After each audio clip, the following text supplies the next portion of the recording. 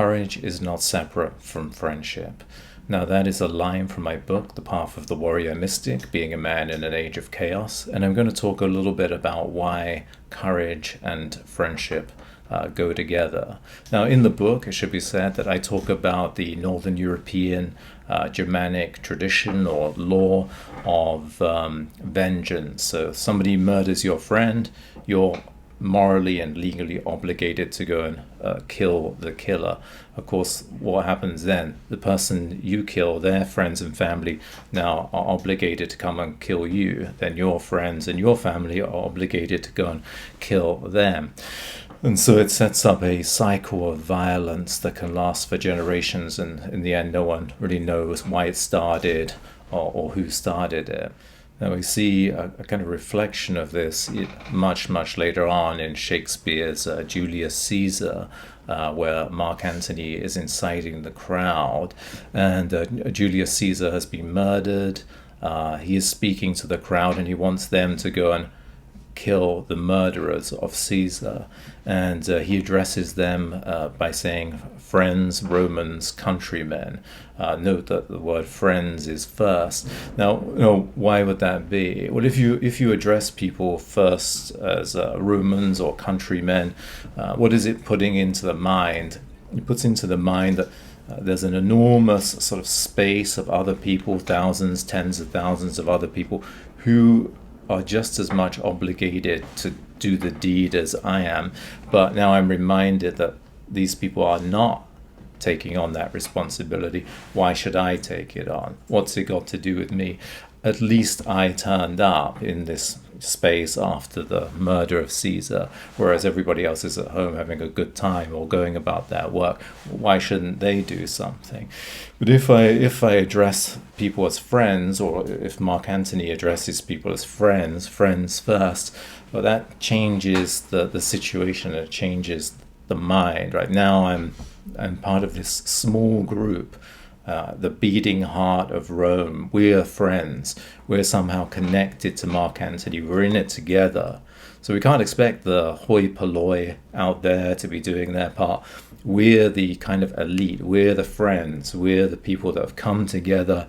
We are the beating heart of Rome, and we need to take revenge for the death of Caesar. So it's just this one word, or this way of arranging these three words, friends, Roman, countrymen, has a completely different impact on the mind.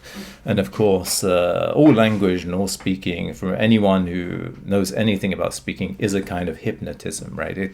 You convince people, you change their minds by the way you say it, the words you use, the way you frame things. And this is very much going on there, very much in evidence there. Now, of course, we today are highly unlikely to be required to go and kill our friend's killer. And certainly we would be regarded as morally and legally obligated not to do that, right? But to seek some sort of legal recourse or to go to the police.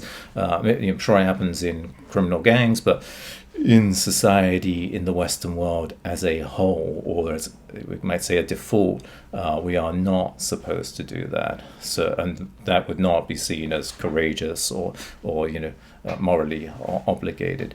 But in what ways might we be asked to defend our friend and show a little bit of courage in public?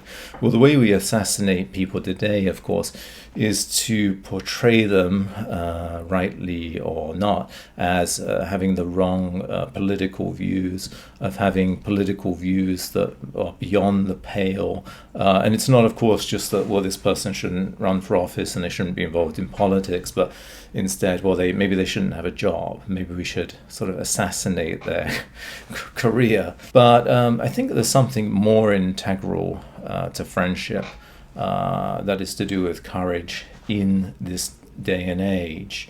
And that is ideas or information or the way we see the world. There is this idea of weak ties and strong ties.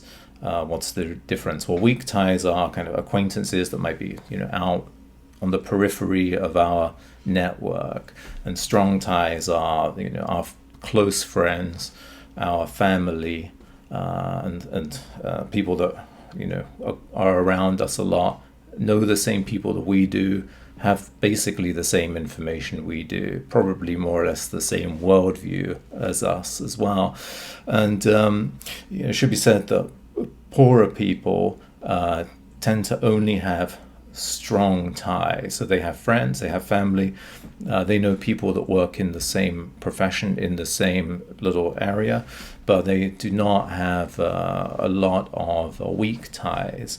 They do not have a lot of acquaintances or people that they could call on in their profession or in whatever they're doing outside of their immediate circle. It might seem from that actually it's sort of weak ties or acquaintances that we need courage with. But one of the things, of course, that happens with friendships, let's say above a certain level of education and affluence, is that information comes in from weak ties, right? Maybe it's a publisher friend maybe it's a professional on the periphery of your social network or your professional network. Maybe it's something else. Maybe it's a journalist from somewhere. Maybe it's an author from somewhere else. And all this information is kind of filtering into the tight network, the strong ties. And, I think, for friendships that are based on, ideas, philosophy, thinking, discussing, or at least where that's a big part of it, maybe the heart of it, these ideas come in and maybe challenge our ideas, maybe challenge our views. And it's very difficult to be challenged, of course, in regard to what we really believe. I know that, I can say certainly that I don't really like it, but, and I've learned over maybe a long time, instead of, that feeling of, how dare this person try to correct me on a subject that I know more than them about, perhaps, to just listen to their opinion dispassionately or what they have to say dispassionately, because it's only one of two things may happen, right? Either they do have more information than I do, and I might change my mind, and that would be better. If their information is better than mine, it would be better for me to change my mind. Or they don't have any more information than I do, and they have a bad argument or less information, and I will be able to think through my argument, why I think it's correct, and I also have the practice of persuading someone else with my views. So rather than reacting and trying not to hear what is being said, we do need to take a step back, just be a little more calm, respect the friend that we have, respect their opinions, even when we do know more than them, and just try to listen to what they have to say earnestly. Now, it should be said that, of course, over the last few months, maybe a few years, we hear a lot about the sort of virtue of vulnerability, and people get very excited when they have been quote-unquote vulnerable, and will tell us things like, well, we need to be vulnerable in relationships. Maybe it's me, but personally I find this just to be the stupidest thing ever. If you practice martial arts, you don't want to be vulnerable, right?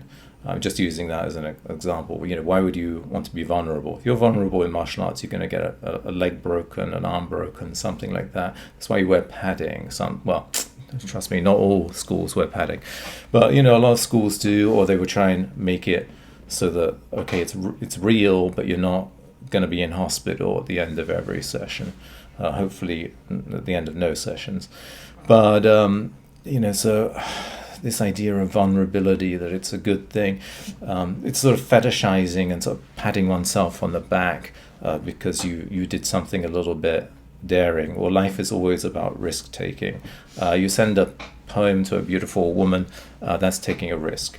You tell your friends what your real feelings are, that's taking a risk. It's not something to be praising yourself for and patting yourself on the back and feeling that you've made yourself in some way special and vulnerable.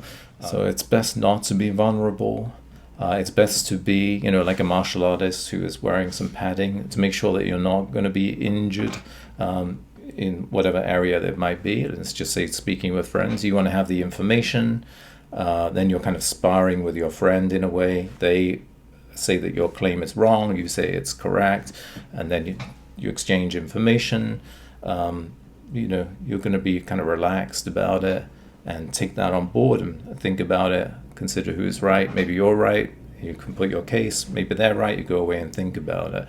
But there's no virtue in being vulnerable. It's completely ridiculous. So in regard to friendship today, courage and friendship, sure, we might have to defend our friend from slander at some point. That's a possibility.